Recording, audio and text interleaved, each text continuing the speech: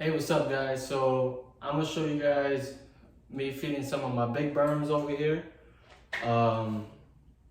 So my feeding schedule for them right now is literally I feed them every week.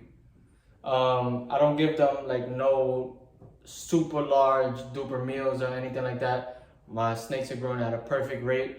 They're not giving me no issues. And for the most part, they're all doing perfectly fine. Like I don't have no problems with them. I'm not power feeding. I'm not a fan of power feeding, and I'm not a fan of underfeeding, as I see a lot of people doing, just because they're trying to keep the snakes small. If you guys are buying these snakes, understand that they do get big, and you will have to spend money on buying larger enclosures. Like this right here, this is just gonna be temporary. I'm gonna have to boost up my cages to 8x3s or 8x4s.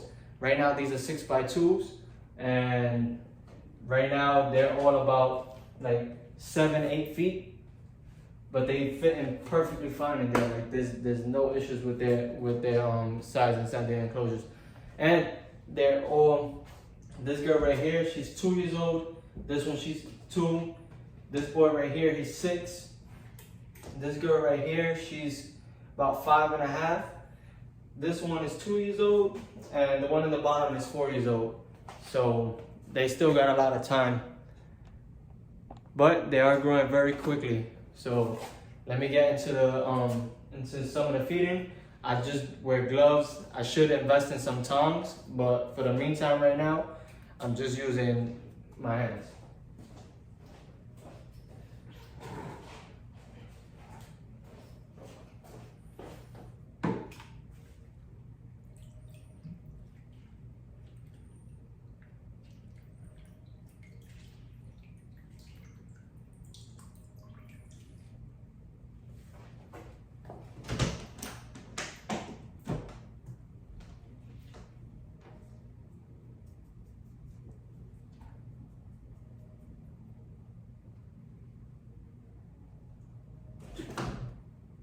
Beast mode. She already got it. You guys saw that?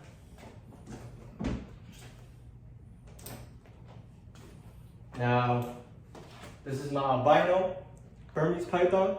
I do not know what her genetics may be, but from what I see, she could possibly be head green, and if not that, maybe head granite, but I see the head green a lot.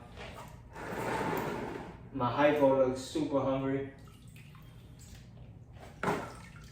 She's done a couple shoots these past couple weeks, so I know she's not gonna say no to the food at all. And she has a very a very strong strike. Like she would break your hand off. That's how hard she bites. And I'm not even joking. If you guys that have burns, you already know. Like I don't even gotta say nothing else. And my bro Garrett, if you're watching this video, which you probably are, because I'm gonna send you the link, you already know how these burns bites are. Like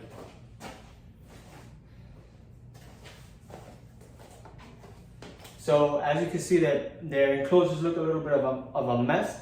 That's because they moved their paper towels that I have set up for them all around, which is fine, because I'd rather feed them with their enclosure being a little bit of a mess, because once they're done, I'll clean everything up. So it don't make sense to clean something and then make it a mess again, so then you have to clean it right again after. So be smart on this end here.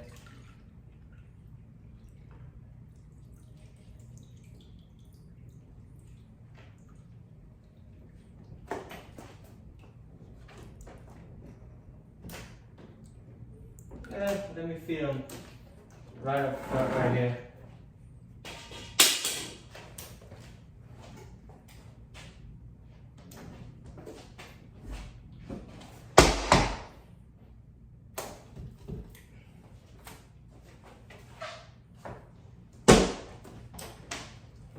Boom. You heard the whole clap. Now this girl, she likes to eat with it just being in front of her. Like she doesn't strike heavy after it or anything like that. So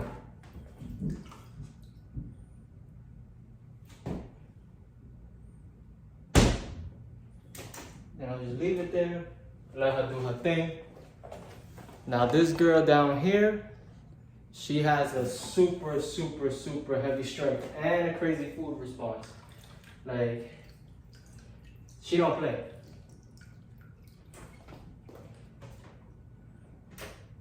And you guys will see right now. So I'll hold on to this. One open, boom. Move her in there.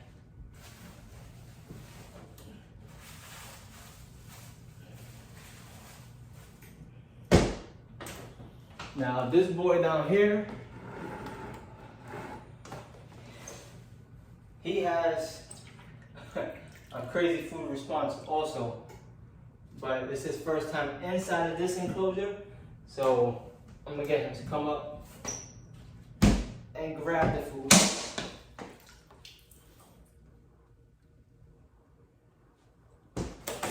Woo! He still got some shed on him, but we'll fix that up. A little bit of missing, and that's it. So that's pretty much it for this video.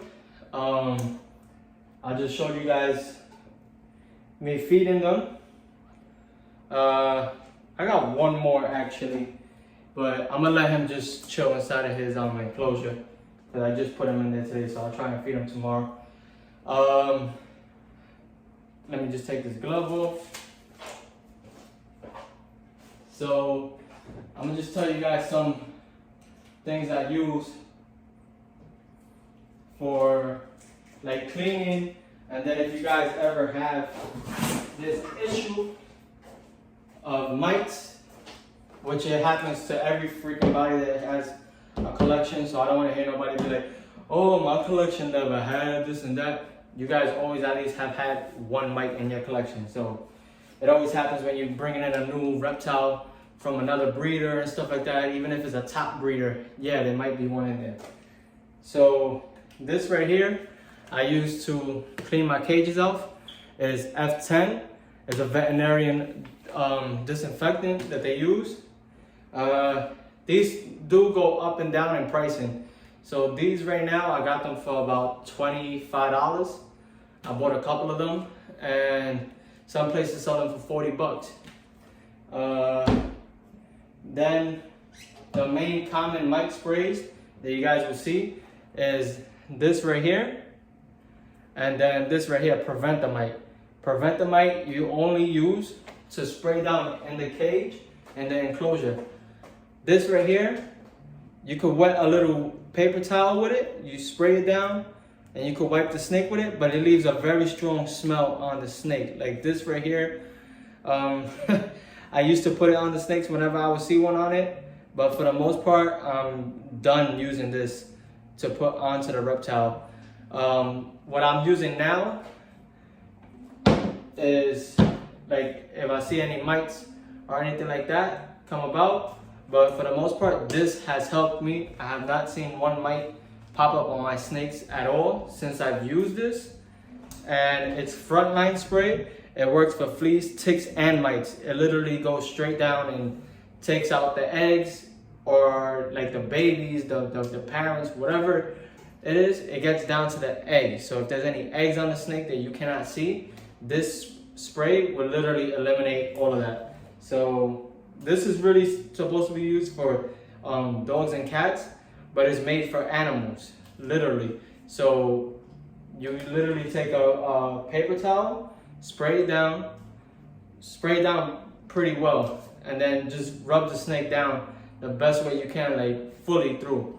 Make sure not to put it on the snake's eyes. And then when you do that, don't put a water bowl inside of the enclosure. Just leave it without water for about 2 or 3 days, and then you can put water back inside for the snake, let the snake rehydrate again, and then leave them with that spray for about 7 days. After the 7 days, you check it out, you see if you see anything is clear. All right, you could push it another week and then spray them one more time with that with the frontline spray. And that's it. You shouldn't see anything else in your collection at all. And then if you ever bring in something new into your collection, what you could do is have your little quarantine bins. You put a bin with water, warm water, and sometimes too, if you want, you just put a little heat mat underneath with your thermostat set up to the temperature that you want to keep the water, and leave the snake in there for at least maybe like a week or two. But you can take them out, handle them a bit, but just make sure that the snake is not floating in the water. Just keep it at a nice level on the side of it. It's not overflowing that you end up drowning your snake. But you could just do a week of it being in a quarantine bin and then jumping straight to this. It will help 100%. You won't see anything in your collection. No problems at all. Then with the F10, you use that just to spray down all your cages. Cleans up everything nicely. So that's it, guys. Don't forget to check me out on Instagram at Jam Exotic Reptiles. You guys can also follow me on TikTok at Jam Exotic Reptiles, Facebook. Subscribe to the channel, leave a like, and that's pretty much it. I'll be posting this video up today. I'm gonna stay doing videos consistently. Like, I'm gonna stay as active as I can. Anything that's going on in my collection, I'll be sharing it with you guys. Anything new, you guys will know about it. And that's pretty much it. So thank you guys for watching. Don't forget to tell a friend about the YouTube channel. Like, subscribe, and share the video. Thank you guys for watching.